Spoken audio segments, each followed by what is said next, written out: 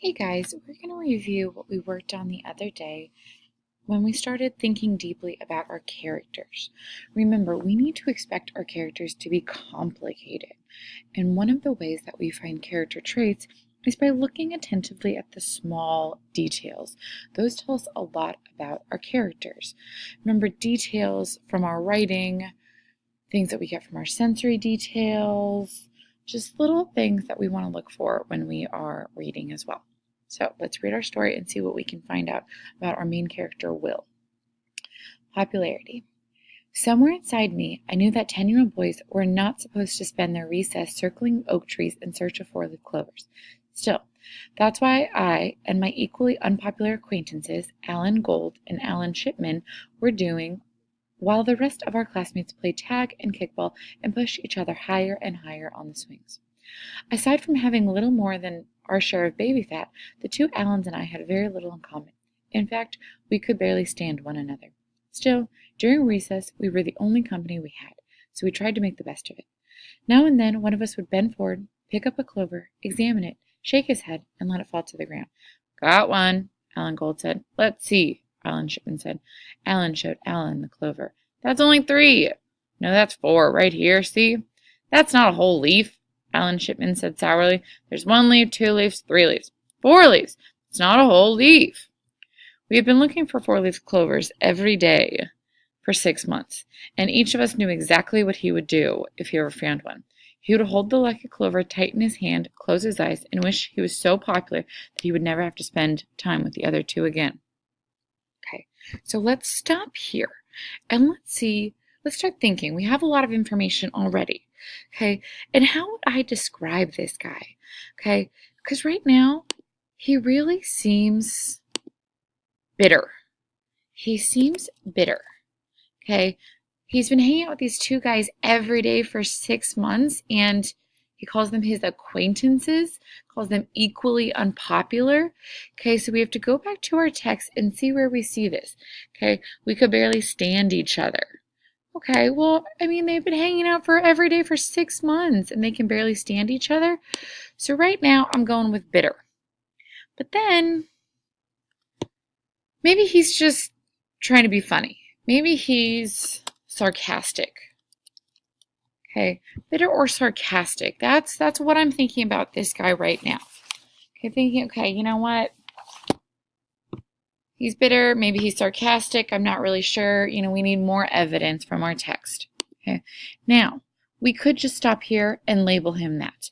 But remember, we have to think our characters are complicated. There are more than one trait. So let's keep going and see if we come up with any more things, any more words, any more character traits. Okay. I know when we were talking about this, some people said, you know what, he seemed really lonely. And yeah, okay, wish he was so popular that he would never have to spend time with the other two again. He does seem lonely. Okay, he seems really lonely. But we talked about this. Is he lonely because he's new to the school, or is he lonely because he did something? So is he lonely or is he isolated? Did he do this to himself? Okay, he really doesn't like these other two Allens. Okay, very little in common. Okay, barely stand each other. Equally unpopular. Well, equally unpopular? That just makes him sound really mean. Okay, he's just making fun of these two kids that he spends every day with. But remember, mean, that's a really boring word. Okay, mean could mean anything. There's so many different shades of mean that we want to have a much more interesting word. So, ruthless. Okay, these poor kids are his friends, not even his friends. They should be his friends. He spends every day with them. But he's just really ruthless. Okay, or he's uncaring. Okay, has he ever thought to ask them what they like, what they want to do? I don't know. But he seems really ruthless or uncaring. Okay, we don't want to use the word mean. That's too boring. Okay. So we have some ideas right now. We have some thoughts. And we'd be using these for post-its in our notes. Okay, so let's just keep going and see if we see anything else going on. "Got one," Alan Shipman said. Alan Gold swiped the clover from him. 1, 2, 3, he said, throwing it to the ground. There's 4 there. That was a 4-leaf clover. Pick it up. You pick it up. You pick it up. You. While the 2 Allens faced off, I looked across the black tar and asphalt at a crowd of boys who were making more noise and seemed to be having more fun than anyone else on the playground. These were the popular boys, and in the center of this group stood their leader, Sean Owens. Sean Owens was the best student in the 4th grade. He was also one of the humblest, handsomest, strongest, fastest, most clear-thinking 10-year-olds that God ever placed on the face of the earth. Sean Owens could run the 50-yard dash in 6 seconds, hit a baseball 200 feet, and throw a football 40 yards. The only thing Sean didn't have was personality. He didn't need one. When you can hit a baseball 200 feet, all you have to do is round the bases and wait for the words "autolation."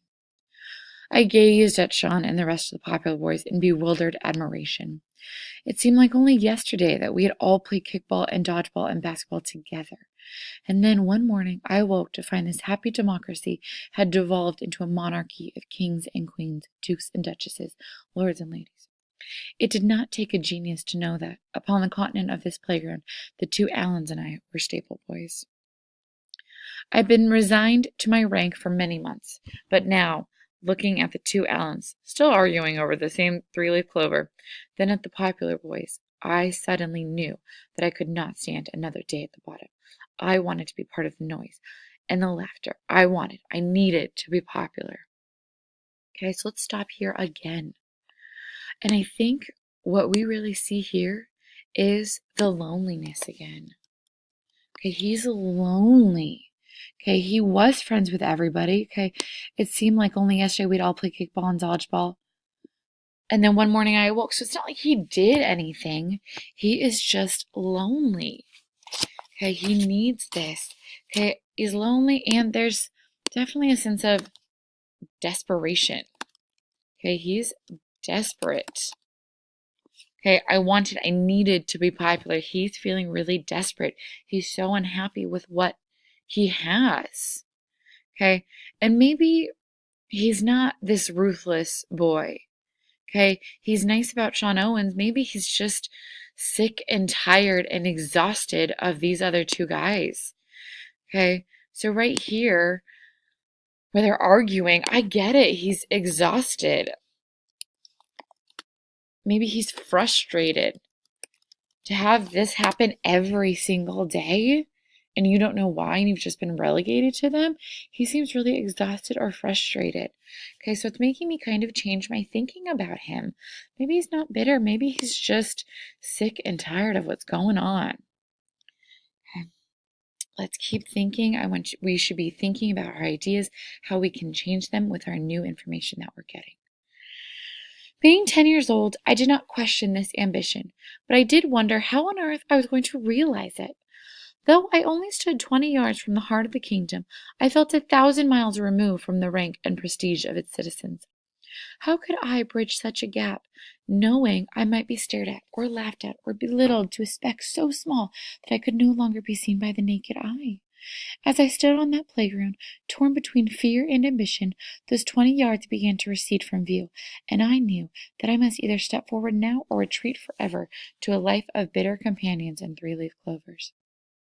I took a deep breath, then with great trepidation crossed the 20 longest yards I had ever walked in my life, and found myself standing a few feet from the outer circle that I hoped was my destiny. I lowered my head a little, so as not to draw attention to myself, and watched and listened. Mitch Brockman, a lean, long-faced comic, considered by many to be the funniest boy in the 4th grade, was in the middle of a story that had something to do with Tijuana and a Wienermobile. I wasn't sure what the story was about, but there was a lot of body English and innuendo, all of which the crowd seemed to find absolutely hilarious. I noticed that every time Mitch said something funny, he eyed Sean Owens to see if he was laughing. He was, silently. His mouth was open, but it was the laughter of the other boys that filled the silence. I realized then that Mitch was Sean's jester. As long as he could make Sean laugh, he was assured a prominent position in the group. I wonder what my position in the group might be. I certainly wasn't a great athlete, student, or ladies' man, but I did have a sense of humor. Maybe I could be the 2nd funniest boy in the 4th grade. My thoughts went no further because the bell ending recess rang. But that night, just before I fell asleep, I saw myself standing in the center of the Popular Boys, telling the funniest stories anyone had ever heard. I saw Sean Owens doubling with laughter. I saw myself triumphant. I returned to the group every recess for 3 days. I stood, unnoticed, just outside the outer circle, waiting for my moment, for the one joke or wisecrack that would make me popular. I knew that I would only get one chance to prove myself. Then if I failed, I would be sent back to the stables. And so, with the single-mindedness of a scientist, I listened to the jokes the other boys made, hoping to align my comic sensibilities with theirs. Now and then, I found myself on the verge of saying something, but every time I opened my mouth to speak, Mitch would launch into another routine, and my moment passed, and I had to resign myself to yet another day in the dark. I did not know then that popularity has a lifespan, and that Mitch's time was about to run out.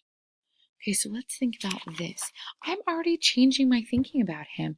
This makes me think right here when he's talking about the single-mindedness of a science, he's really patient. Okay, every day for 3 days, he's sitting there waiting, hoping, listening. He's patient, okay, or he's really determined.